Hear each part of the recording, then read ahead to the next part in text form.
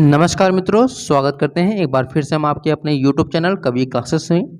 इस सेशन में आप लोगों को बहुत इंपॉर्टेंट अपडेट देने वाले हैं, क्योंकि अगर हम इस समय देखें वर्तमान समय में तो बीएड में आप लोग का एडमिशन प्रोसेस स्टार्ट होने वाला है। और बीएड में आप लोग को एडमिशन लेना चाहिए कि नहीं लेना चाहिए, बीटीसी की तरफ जाना चाहिए कि नहीं जाना चाहिए, इसके बारे में हम लोग देखेंगे।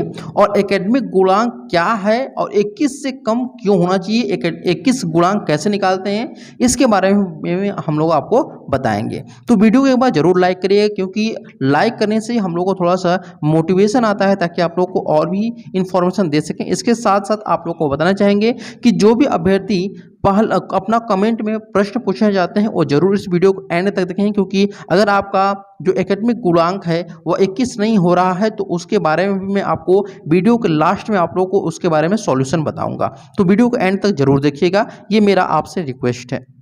जैसा आप सभी को पता है कि क्लास 1 से लेकर के 5 और क्लास 6 से लेकर के 8 इन दोनों के लिए ही आपका क्या होता है, सुपर टेट कराया जाता है। सभी को पता होगा। यहाँ पे ध्यान से एक एक चीज़ मैं आप लोग को बताते चलूँगा और उसको आप लोग समझते जाइएगा। और दोनों के लिए आपका सुपर टेट कराया जाता है। और ये सुपर टेट किसके द्वारा, मतलब इसके लिए क्या क्राइटेरिया होती है वो पहले मैं बताता हूँ, उसके बाद फिर मैं आपको एकेडमिक गुणांक पे आता हूँ। तो सुपर टेट के लिए आपको सी टेट या फिर आपको टेट क्वालिफाई होना जरूरी है। ठीक है, सी टेट या फिर आपको टेट क्वालिफाई होना जरूरी है। अब यहाँ पे एक और इन्फॉर्मेशन आपको देना चाहूँगा कि सी टेट और टेट, अब पहले क्या होता था कि जब आप बीएड कंप्लीट कर लेते थे या फिर डीएलएड कंप्लीट कर लेते थे, उसके बाद आप लोग टेट या सीटेट का फॉर्म फिल कर सकते थे। लेकिन अब यहाँ पे एनसीटी के द्वारा ये बोल दिया गया है कि अब आप लोग सीटेट या टेट जो है वो अपीयरिंग है, यानी आपका काउंसलिंग हो गया, एडमिशन हो गया है, तो आप लोग सीटेट या टेट का फॉर्म भर सकते हैं। ये तो आपके हो गए एलिजिबिलिटी क्राइटेरिया। ठीक है, अब यहाँ पे आपको बताते हैं कि यहाँ पे 1 to 5 और 6 to 8 के लिए सुपर टेट जो आपका जरूरी होता है, तो सुपर टेट जो होता है वो उसके बाद आपका मेरिट तैयार किया जाता है। तो मेरिट कैसे तैयार किया जाता है और क्या एकेडमिक होता है, अब इसके बारे में हम लोग बताएंगे। यहां पे एक बात ध्यान रखिएगा, मैं आप लोग को नोट डाउन कराना चाहूंगा कि जो आपका एकेडमिक क्वालिफिकेशन होता है वह आपका 10th से लेकर के, ठीक है, 10th से लेकर के जो आपका यहाँ पर चाहे आपने बीटीसी किया हो या फिर बीएड किया हो, ये इसको बोला जाता है कि ये आपका एकेडमिक का है। ठीक है, और एकेडमिक गुणांक ये इन सभी का लिया जाता है, क्योंकि आप लोग बीएड करने जा रहे हैं, इसलिए मैं आपको जो 10th हो गया, फिर इसके बाद आपका 12th हो गया और इसके बाद आपका यहाँ पर ग्रेजुएशन जो हो गया, ठीक है, इनकी गुणांक होना 21 होना बहुत जरूरी है। वो कैसे निकालते हैं इसके बारे में आप लोग जानिए।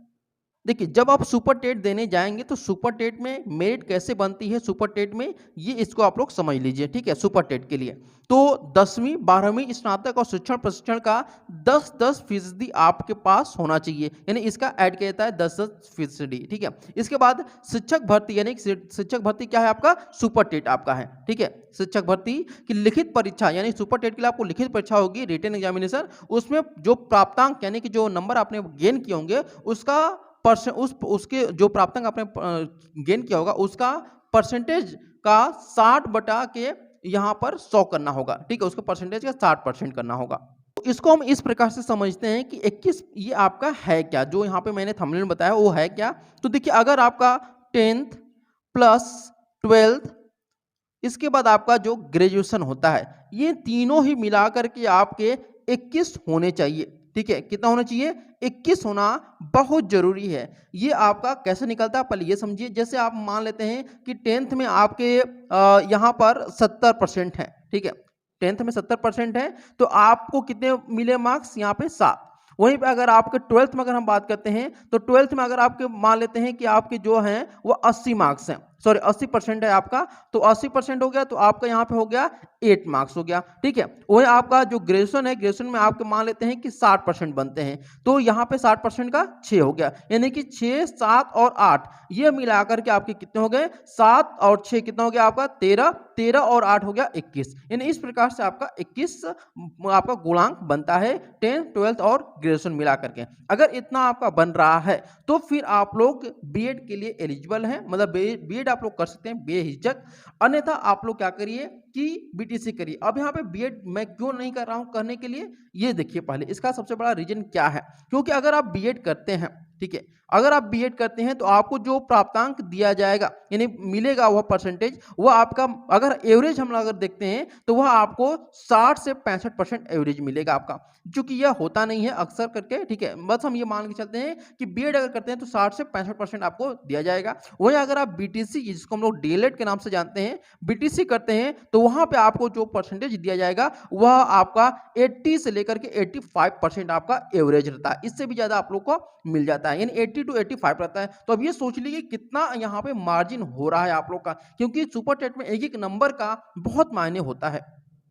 तो इससे क्या होगा कि अगर आपके 21 बन रहे हैं, मार्क्स बन रहे हैं ग्रेजुएशन तक, और आपने क्या किया 8 मार्क्स प्राप्त कर लिया आपने बीटीसी में, क्योंकि यह आपका बीएड में पॉसिबल बहुत ज़्यादा लोगों का नहीं होता है। बहुत सारे लोग यहाँ पे 6 या फिर 7 मार्क्स से गेन कर पाते हैं बीएड के लिए, ठीक है। तो यहाँ पे 21 और 8 आपका 29 हो जाता है, यानी 29 आपका जो गुणांक होता है उसके साथ आपका सुपर टेट में जो नंबर आप लोग लाए रहेंगे वो भी आपका इसमें ऐड होता है। तो यानी 29 गुणांक अगर आपका आ रहा है, ठीक है, मिनिमम अगर 29 गुणांक आपका आ रहा है सुपर टेट तक, ठीक है, सुपर टेट को छोड़ करके बीएड तक, यानी कि 10वीं 12वीं स्नातक शिक्षण और प्रशिक्षण तक, यानी अगर आपका 29 गुणांक आ रहा है तब आप यहां पर सुपर टेट के में जो आपका मेरिट बनेगा उसमें आप लोग क्वालिफाई आराम से हो जाएंगे, क्योंकि फिर आप लोग सुपर टेट में केवल आपको मेहनत करनी पड़ेगी, ठीक है। और सुपर टेट में भी आपका कुछ क्राइटेरिया था, उसको हम आगे बताएंगे आप लोगों को। अब यहाँ देखिए सुपर टेट के लिए कैसे होता है। तो भी मैंने बताया कि आपका अगर 29 गुणांक हो रहा है और अगर आपने शिक्षक भर्ती परीक्षा में 90 अंक प्राप्त किए, ठीक है, क्योंकि जो आपका सुपर टेट होता है वो 150 अंक का होता है, तो उसमें अगर आपने 90 अंक प्राप्त किए तो ये इसका हो जाएगा कितना 60%, क्योंकि 150 का 90% जो होता है वह 60% ही होता है। तो यहाँ पे आपका क्या हो जाएगा 36 नंबर आपका यहाँ पे ऐड हो जाएगा, यानी कि आपका 90 अंक प्राप्त किए तो उसका 36 अंक ये आपका हो जाएगा, यानी 29 आपका एकेडमिक हो जाएगा और 36 आपका सुपर टेट का हो जाएगा, यानी आपका जो गुणांक हो जाएगा, टोटल जो गुणांक हो जाएगा वो हो जाएगा आपका 65 के आपका गुणांक हो जाएगा, और आपकी जो मेरिट तैयार होगी वो इसी पर आपकी तैयार होगी, ठीक है। इसके साथ एक और चीज मैं आप लोग को बताना चाहूंगा कि 6 से लेकर 8 तक में उन अभ्यर्थियों को थोड़ी सी प्रॉब्लम होती है जिनका कि ग्रेजुएशन में 50% से कम मार्क्स होता है, ठीक है। क्या होता है, कम मार्क्स होता है। यहाँ पे मैं आप लोग को सॉल्यूशन बता रहा हूँ कि अगर आप मेरिट पर नहीं एडमिशन ले पा रहे हैं, अगर आपका मेरिट में अच्छा नहीं आ रहा है, गुणांक नहीं आ रहा है, तो फिर अगर आप बीएड करते हैं तो बीएड का फायदा क्या होगा, ठीक है। तो उससे फायदा बताने से पहले आपको बता दें कि अगर 6 to 8 जो होता है, एक एग्जाम होता है कि जो कि आपका एडेड का होता है, ठीक है, एडेड कॉलेज में, तो वहां पे आपका मेरिट नहीं होता है 6 to 8 के लिए, ठीक है। तो वहां पे आपका क्या मांगता है कि आपका ग्रेजुएशन में 50% होना चाहिए। तो जो अभ्यर्थी ग्रेजुएशन में 50% नहीं है और पोस्ट ग्रेजुएशन के बेस पे अपना बीएड कर रहे हैं, तो उनको भी वो भी क्या होंगे कि 6 to 8 में जो आपका एडेड कॉलेज के लिए होता है उससे भी बाहर हो जाएंगे। पहले तो मेरिट से बाहर हो जाएंगे, दूसरा आपका 6 to 8 के लिए अन्य एग्जाम होता है जो कि एडेड के लिए होता है, उसमें भी वो लोग बाहर हो जाएंगे। अब बचता है फिर क्या है आप लोग के लिए, तो वो बचता है आपका टीजीटी और पीजीटी बचता है, ठीक है, टीजीटी और आपका पीजीटी बचता है। ध्यान से देखिएगा, एक एक चीज मैं आपको बता रहा हूं, पीजीटी। अब यहां पे देखिए टीजीटी के लिए कॉम्बिनेशन होता है, कॉम्बिनेशन सब्जेक्ट कॉम्बिनेशन आपका मांगा जाता है कि सब्जेक्ट कॉम्बिनेशन आपका क्या है, कॉम्बिनेशन, ठीक है। अब यहां ध्यान दीजिए कि ये सब्जेक्ट कॉम्बिनेशन होता है वो किसका होता है, बीएड का मांगा जाता है या फिर ग्रेजुएशन का मांगा जाता है। तो ध्यान रखिएगा इसमें बीएड का कॉम्बिनेशन नहीं मांगा जाता है, इसमें ग्रेजुएशन के जो आपके कह सकते हैं कि कॉम्बिनेशन है वह जरूरी होता है। और ग्रेजुएशन का जो कॉम्बिनेशन होता है उस पर मैंने एक वीडियो बनाया हुआ है, वह वीडियो आपको इस वीडियो के लास्ट में भी आपको देखने को मिल जाएगी और डिस्क्रिप्शन बॉक्स में भी उसको दे दूंगा, ठीक है। अब यहाँ पे बात करते हैं पीजीटी के लिए। तो पीजीटी के लिए ध्यान रखिएगा कि आप वही सब्जेक्ट पढ़ा सकते हैं, मतलब ग्रेजुएशन में आपके वही सब्जेक्ट होने चाहिए जो कि आपके 11th और 12th में होते हैं। टीजीटी का मतलब होता है कि 9th और 10th होता है, और इसके बाद जो होता है आपका पीजीटी यानी 11th और 12th को पढ़ाने के लिए होता है। समझ गए आप लोग। यहाँ पे एक एक चीज मैं आपको बता रहा हूँ बहुत से साफ तरीके से। पीजीटी में अगर आप करना चाहते हैं तो वहां पे आप 11th और 12th के बच्चों को पढ़ाएंगे, और इसमें आपको क्या होना चाहिए, एमए होना चाहिए। क्या होना चाहिए, एमए, एमएससी, एमकॉम होना चाहिए, ठीक है, यानी कि मास्टर्स डिग्री होनी चाहिए। इसके साथ अगर आपका बीएड है तो इसमें आपको 5% कुछ यहाँ पे एक्स्ट्रा